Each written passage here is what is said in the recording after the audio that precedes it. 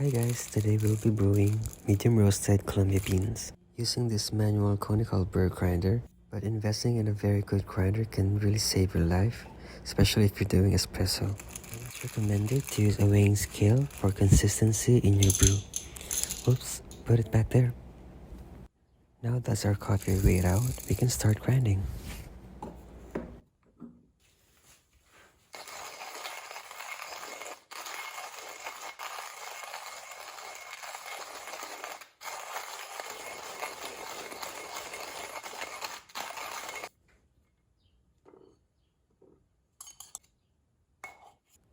This is how the ground coffee looks like.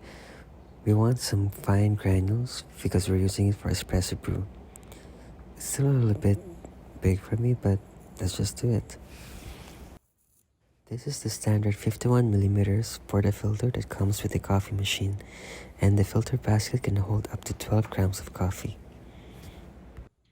Now carefully put the ground coffee to the portafilter and give it a good tamp. Make sure to make it even, flat, and leveled as possible.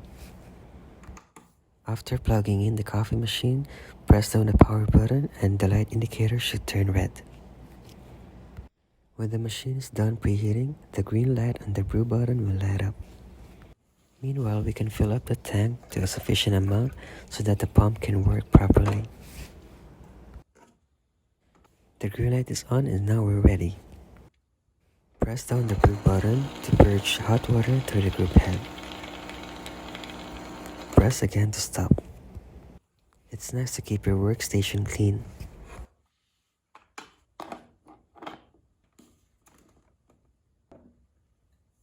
It is recommended to use a weighing scale and a timer for maximum consistency whenever you do the brewing.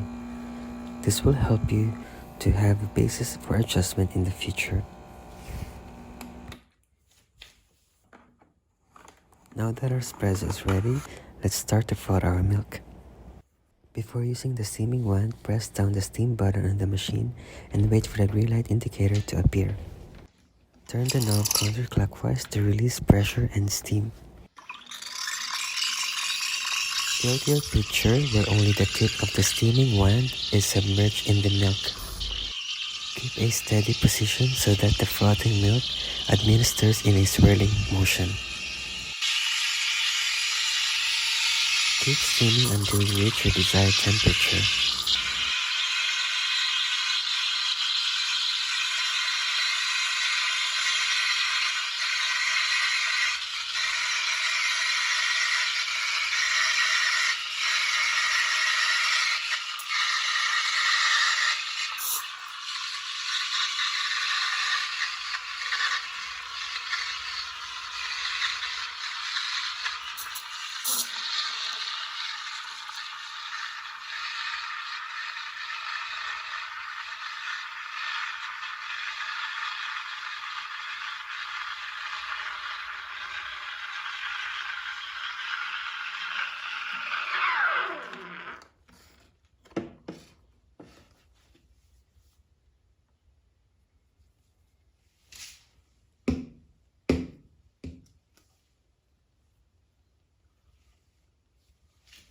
Now let's get the espresso that we made earlier.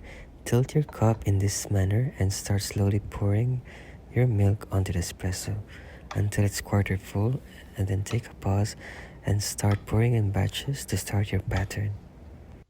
And that's how you make a basic tulip latte art pattern. I hope you guys enjoyed this video and find this helpful. Thank you for watching.